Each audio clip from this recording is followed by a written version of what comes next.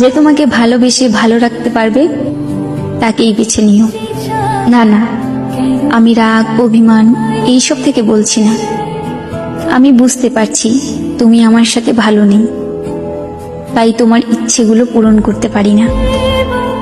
জানো, মাঝে মাঝে মনে হয় তোমাকে ছাড়া থাকতে পারবো না, কিন্তু আমি যে এটাও চাই না তোমার খারাপ থাকার কারণ আমি হই। আমি জানি এখন তুমি আর আগের মতো আমাকে ভালোবাসতে পারো না, তবে তোমাকে দোষারোপ করছি না, হয়তো এর কারণটাও আমি।